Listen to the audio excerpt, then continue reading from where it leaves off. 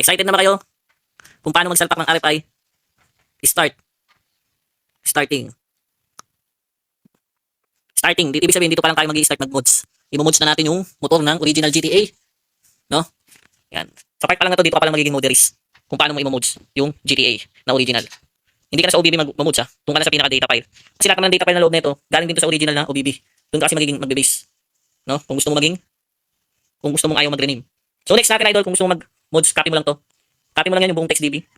Always copy or pwede rin cut. Yan, copy mo lagi yan. Ayun kasi diyan ka mag-edit ng mods.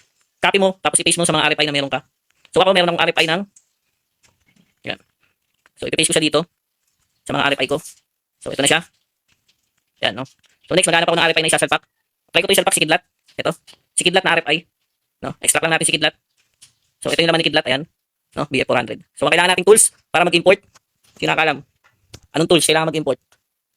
So ang kailangan yung dalawang tools diyan mga idol is ito, no? Yan. Di ko maano eh. Basta ano, image tool saka ito yung kailangan nyo, no? TXD tool saka GTA 3 image kung gusto niyo mag-mods. Ayun yung kailangan nyo for mods. Yan. TXD tool saka image tool. Ayun yung kailangan yung dalawa. TXD tool saka ano yung isa? Ano yung isa? TXD tool saka image tool. So una natin i-open idol yung image tool. Image version ko idol is ano bang version nito? Paano mo makikita? Ang image version niya idol is 1.61. 1.6.1. Yung image version ko idol is version 1.61. Yan. Wala na kayong madadownload na ganitong image tool sa Play Store. Madadownload nyo na lang to sa Chrome. Yung ganitong klase ng image. Kasi sa Play Store, madadownload mo yung kulay blue na app eh. Diba? Eh mas madali gamitin to eh kaysa sa kulay blue na app. Yung kulay blue app na kasi, lagi kang babalik sa umpisa. Kumpara dito, magbabak ka lang.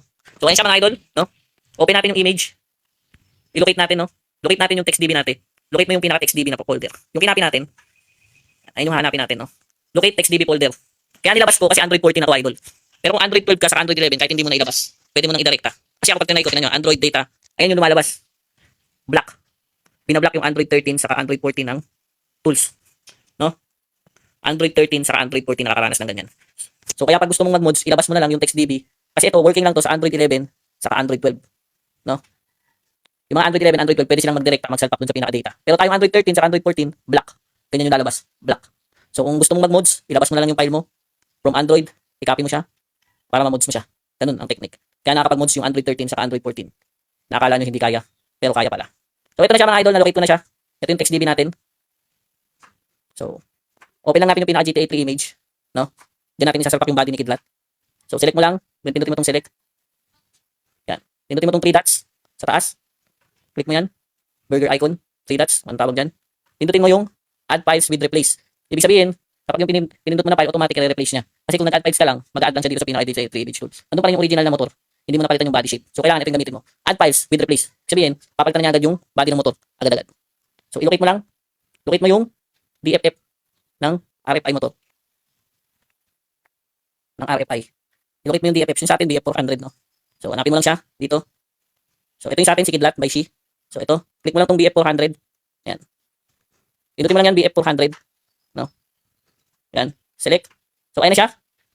Nag-load na siya, ibig sabihin na import na yun. No? So click mo ulit yung 3 dots sa taas. Click mo ulit yan. Pindutin mo naman yung rebuild. Yan. Lagi mong i-rebuild kapag nag-add ka. Yan.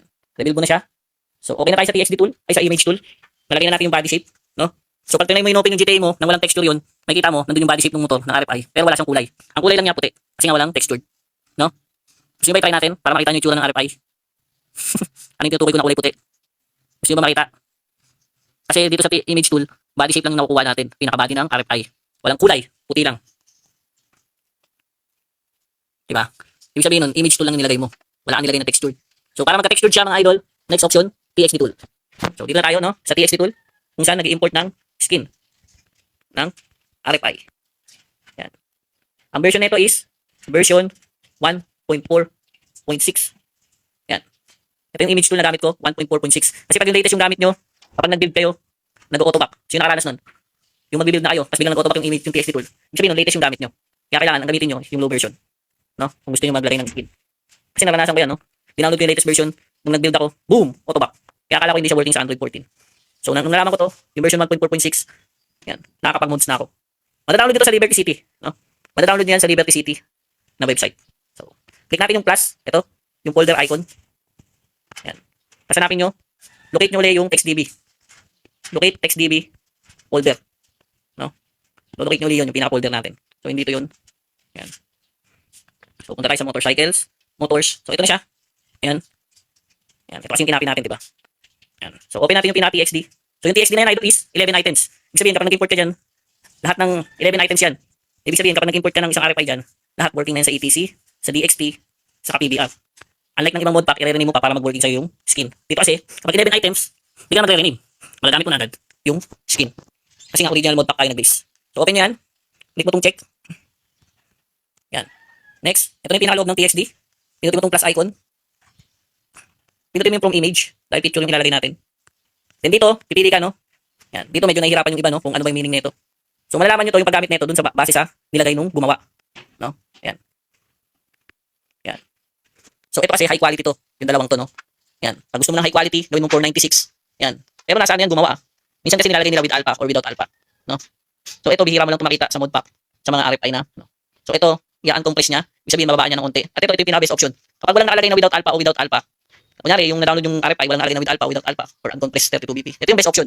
Uncompressed with low memory. No? Kung walang nakalagay na kung anong ilalagay mo kung with alpha o without alpha. No? So, ito yung gamitin mo yung uncompressed with low memory usage. Para sure ka na, walang error, walang FC kapag in-spawn. So, ayun yung gagamitin natin since walang nakalagay na option. No? Nakita nyo naman kanina, diba walang option. Diretso, file agad siya. Ayun, tinan nyo. Bubuksan ko yung ano, ha.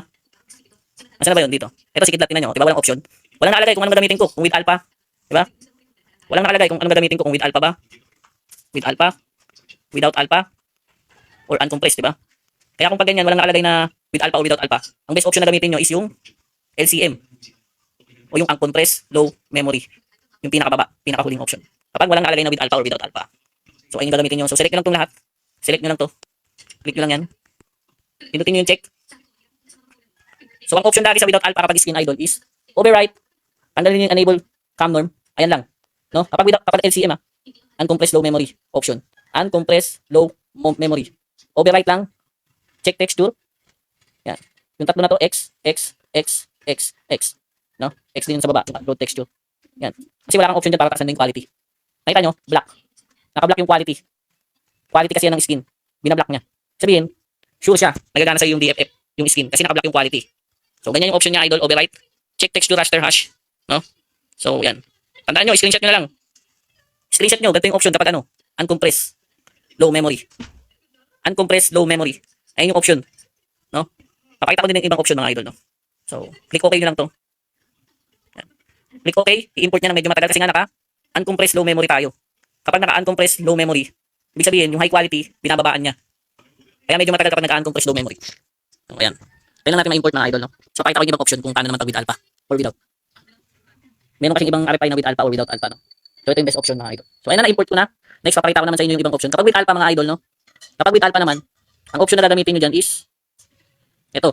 Override, enable cam norm. Tapos ayan lang, no? Ayan, no? So, X to, X, X, X, X.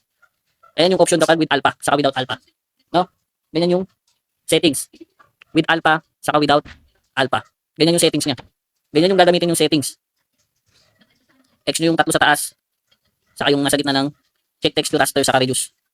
No? So, ayan yung option niya mga idol, no? Dito sa part na to, pwede mong taasan yung quality. No? Minsan ito gumagana sa mga high-end na cellphone. Minsan ito gumagana rin. Kasi ito yung pinaka-default. Pero pag hindi gumana to idol, kunyari hindi gumana yung 2048 nung in-phone nyo, gawin nyo siyang 1024, no? Sure ako gagana na yun. Ayan yung option niya mga idol. So without alpha yan ha. So next naman nating option is yung uncompressed 32BP. No? Ang option dyan, ganun lang din mga idol, kagaya lang din sa without at without alpha. No? Override, enable cam norm, then ayun, ganun lang. So next natin mga idol, dahil na-import na natin yung skin, ibabalik na natin yung TXT sa kanyang original file. So para ibalik natin yan mga idol, ang next natin gagawin is, balik tayo sa files ng ating modpack. Burahin natin to. Burahin nyo yung buong TextDB para walang FC na mangyari. Punta kayo dun sa pinaka-TextDB na ginawa nyo. Ito siya. I-copy nyo yan para may backup kayo. Kaya kinakopy natin in case na magdagdag tayo. Dito tayo mag-edit. Hindi dun sa pinakaloob ng modpack. So i-paste na natin siya dito mga idol. No? Dito ba yun? Tama dito. Then, iti-testing na natin siya. Let's go. Testing na natin siya mga idol kung gumana yung ating nilagay na RFI kidlat. Kapag gumana, ayun na. Doon na yung simula ng modis. Doon ka na magsisimula mag-mods. No?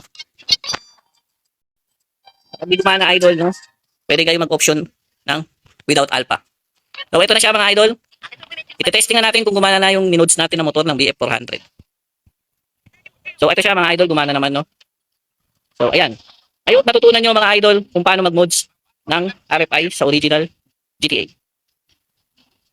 Ayan, pack natin si Kidlat.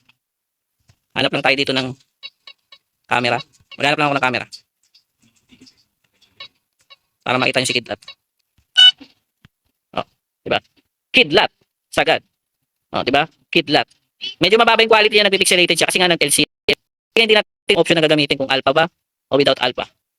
No? Ang importante na ilagay natin si Kidlat, na ilagay natin yung body shape ng RFI, na ilagay natin yung texture, at ang pinakamaganda, hindi siya nag-FC nung in-spoon. So, I hope mga idol natutunan nyo kung paano gumawa ng sariling mod pack. So, ayan, diyan na kayo magsisimula ngayon magsalpak ng mga RFI.